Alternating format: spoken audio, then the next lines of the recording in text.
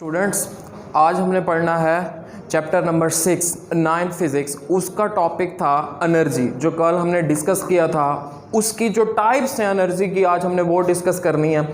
सबसे पहले हम बात करेंगे मैकेनिकल एनर्जी के हवाले से। ठीक है, मैकेनिकल एनर्जी एक ऐसी एनर्जी होती है बॉडी की जो उसकी मोशन या पोजीशन की वजह से होती है। The energy possessed by a body due to its motion और position is called mechanical energy. कि ऐसी एनर्जी जो कोई बॉडी अपनी मोशन या पोजीशन की वजह से रखती है वो उसकी एनर्जी होती है मैकेनिकल एनर्जी। ठीक है, अब मैकेनिकल एनर्जी की दो टाइप्स हैं, एक है काइनेटिक एनर्जी और दूसरा है पोटेंशियल एनर्जी। ठीक है, आज हमने मेनली डिस्कस करना है काइनेटिक एनर्जी के हवाले से कि काइनेटिक एनर्जी क्या होती है। ठीक है, kinetic energy the energy possessed by a body due to its motion is called kinetic energy. कि ऐसी एनर्जी जो कोई भी बॉडी अपनी मोशन के लिहाज से कंटेन करे वो जो उसकी एनर्जी होती है वो एनर्जी कहलाती है काइनेटिक एनर्जी।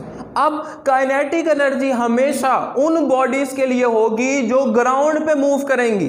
ठीक है, यानी कि जमीन की सरफेस के ऊपर जो जो बॉडीज मूव कर रही होंगी उनकी एनर्जी होती है काइनेटिक एनर्जी। अब उसमें एग्जांपल्स हम देखते हैं कि कौन कौन सी ऐसी एग्जांपल्स हैं।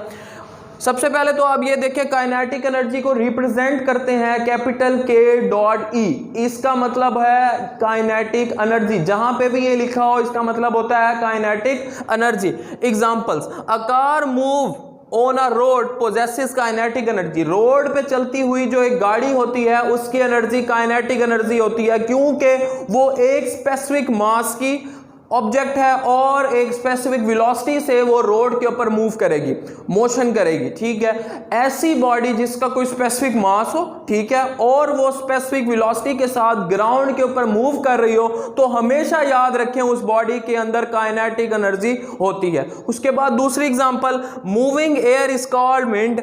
We use wind energy to drive wind mills and pushes sailing boats. अब जो मूविंग एयर है उसे हम कहते हैं विंड। ठीक है, ये विंड भी एक एनर्जी है। ठीक है, अब ये जो एनर्जी है इसकी क्या हमारे पास इंपॉर्टेंस है, इसकी क्या खासियत है? इसकी ये खासियत है कि ये विंड मिल्स को ड्राइव करने के लिए इस्तेमाल हम कर सकते हैं, या बोट वगैरह वो भी आपको पता है एक सतह के ऊपर चलेंगी जमीन की, तो उसके लिए भी आप इस विंड एनर्जी को इस्तेमाल कर सकते हैं। उसके बाद नेक्स्ट है, moving water in a river possesses kinetic energy.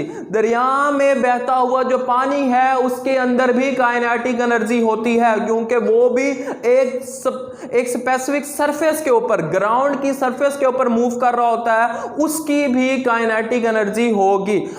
इसके अलावा भी और भी डेली लाइफ से काइनेटिक एनर्जी की बहुत सी एग्जांपल्स हो सकती हैं। ठीक है, अब हम चलते हैं एक इसके फार्मूले की तरफ। कोई भी बॉडी कंसीडर करेंगे और उसका कोई स्पेसिफिक मास होगा और एक स्पेसिफिक वेलोसिटी v से वो मूव कर रही होगी, तो हम देखेंगे कि उस बॉडी की काइनेटिक एनर्जी क्या आएगी। ठीक है, तो explanation, consider a body of mass m moving with velocity v। ऐसी बॉडी कंसीडर की जिसका मास m था और वेलोसिटी v के साथ वो मूव कर रही थी। The body stops after moving through some distance s due to some opposing force such that the force of friction acting on it। अब आपने बेटा जो बॉडी कंसीडर किया, याद रखें वो सरफेस ऑफ अर्थ पे कंसीडर किया।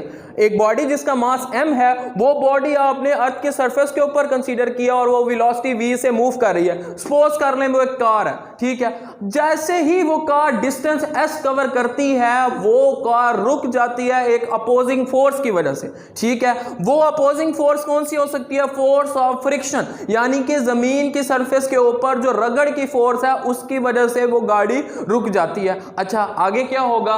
The body possesses kinetic energy. Body के पास काइनेटिक एनर्जी है क्योंकि वो सरफेस ऑफ अर्थ के ऊपर मूव कर रही है, वो ग्राउंड के ऊपर मूव कर रही है, and capable to do work. ठीक है, अब मैंने कल एनर्जी की जो डेफिनेशन आपको पढ़ाई थी उसमें मैंने ये कहा था कि एक बॉडी के अंदर जब काम करने की सलाहियत हो, ठीक है, अब वो बॉडी वर्क कर रही थी, ठीक है, उसके अंदर एक स्पेसिफिक काम करने की सलाहियत थी। ठीक है, तो हमने ये कहना है कि वो उस बॉडी की एनर्जी है। अगर कोई बॉडी काम करने की सलाहियत रखती है तो वो उस बॉडी की एनर्जी कहलाती है। अब यहां पे भी अब जो हमने बॉडी सपोज की है वो मोशन कर रही है on the surface of earth या ग्राउंड पे, तो उसके अंदर भी काम काम करने की काबिलियत, काम करने की सलाहियत मौजूद है, तो हम ये कहेंगे कि उस बॉडी के अंदर काइनेटिक एनर्जी है। काइनेटिक एनर्जी क्यों है? क्योंकि वो सरफेस के ऊपर मूव कर रही है, ग्राउंड के ऊपर मूव कर रही है, वो ऊपर नहीं गई, हाइट पे नहीं गई, वो नीचे जो सरफेस ऑफ अर्थ के ऊपर मूव कर रही है, ग्राउंड के ऊपर मूव कर रही है, यानी कि उसके अंदर काइनेटिक एनर्जी है।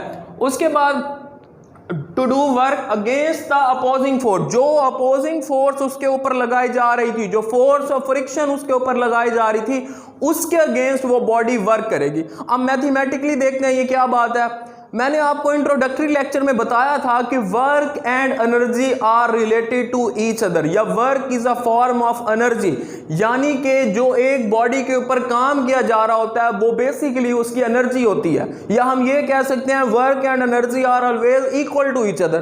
तो यहां पे भी बिल्कुल वैसी है कि काइनेटिक एनर्जी जो बॉडी रख रही है वो बेसिकली क्या है, उसका वर्क डन है। जितनी वो काम करने की सलाहियत रखती है वो बेसिकली उसकी काइनेटिक एनर्जी होगी। ठीक है, kinetic energy is equal to work done. तो वर्क डन का फार्मूला होता है Fs, यानी कि फोर्स और डिस्प्लेसमेंट का प्रोडक्ट, वर्क डन, वो हमने लिख दिया। Kinetic energy is equal to Fs। अब ये जो इनिशियल हमने सारी की सारी बातें लिखी हैं उसको हम इक्वेशन के थ्रू बताएंगे कि क्या था। आपने पहले कंसीडर किया एक बॉडी जिसका मास m था, वो वेलोसिटी v के साथ इनिशियली मूव कर रही थी, यानी कि बॉडी की इनिशियल वेलोसिटी vi कितनी थी, v। इनिशियल वेलोसिटी बॉडी की vi v हो गई। उसके बाद जैसे ही बॉडी ने डिस्प्लेसमेंट s कवर किया वो बॉडी स्टॉप हो गई। ठीक है, जैसे ही बॉडी स्टॉप हुई उसकी फाइनल वेलोसिटी 0 हो जाएगी। उसके बाद ये वेलोसिटी v से 0 हुई है, यानी कि वेलोसिटी में चेंजिंग हुई है। जहां पे वेलोसिटी चेंज हो जाए वहां पे एक्सेलरेशन प्रोड्यूस होता है। ठीक है, और न्यूटन सेकंड लॉ के मुताबिक जो एक्सेलरेशन होगा वो होगा F is equal to ma। ठीक है, लेकिन यहां पे जो फोर्स है वो वही फोर्स है जिसकी वजह से बॉडी ने मतलब मोशन स्टॉप किया, फोर्स ऑफ फ्रिक्शन। ठीक है, एक्सेलरेशन अगर आप इस तरफ लें तो ये आ जाएगा माइनस F/m। अब माइनस साइन क्यों आया? माइनस साइन इसलिए आया क्योंकि जो फोर्स आप लगा रहे थे जिससे एक्सेलरेशन प्रोड्यूस हुई है वो मोशन को अपोज कर रही थी, यानी कि इनिशियली जिस सिचुएशन में, जिस कंडीशन के साथ बॉडी मूव कर रही थी उसे आपने स्टॉप कराया एक स्पेसिफिक फोर्स लगा के, जिसे आपने नाम दिया था फोर्स ऑफ फ्रिक्शन। उसी ही फोर्स की वजह से एक्सेलरेशन प्रोड्यूस हुआ और ये नेगेटिव साइन आया। तो ये नेगेटिव साइन इसलिए आया कि मोशन को आप अपोज कर रहे हैं यहां पे। उसके बाद नेक्स्ट हम बात करेंगे इसकी डेरिवेशन की तरफ, तो हम यूज करते हैं third equation of motion. Third equation of motion है 2as is equal to vf का स्क्वायर माइनस vi का स्क्वायर। चैप्टर नंबर 3 में आपने ये पढ़ा है। ठीक है, उसके बाद नेक्स्ट ए हमने यहाँ पे जो मालूम किया वो है माइनस F/m, s वैसे का वैसे। vf वो वेलोसिटी थी जब बॉडी डिस्टेंस s कवर करने के बाद रुक गई थी तो उसकी वेलोसिटी कितनी हो गई थी, 0। तो vf की जगह 0 पुट कर दिया, और इनिशियल वेलोसिटी जिससे वो मूव कर रही थी वो v थी, तो vi की जगह v पुट कर दिया। उसके बाद ये माइनस को बाहर निकालेंगे, माइनस 2F/m इंटू s। ठीक है, 0 का स्क्वायर 0 माइनस b का स्क्वायर। ठीक है, 0 माइनस v का स्क्वायर माइनस v का स्क्वायर, माइनस से माइनस दोनों का कैंसल आउट हो जाएगा। अब एक तरफ आपने वर्क रखना है और दूसरी तरफ आपने एनर्जी रखनी है, ये क्योंकि आपकी इनिशियल कंसीडरेशन यही थी कि kinetic energy of the body is equal to work done. ठीक है, वर्क को एक तरफ लेना है और काइनेटिक एनर्जी को दूसरी तरफ लेना है। तो बिल्कुल वैसे करते हैं, Fs आपने एक तरफ ले लिया, ये जो m है वहां जाएगा तो मल्टीप्लाइड होगा और ये 2 जो है यहां आके डिवाइड हो जाएगा, यानी कि हाफ mv² ये फैक्टर बन जाएगा। ठीक है, जबकि Fs इनिशियल में आपने कहा था जो वर्क डन है वो basically kinetic energy of the body के इक्वल है।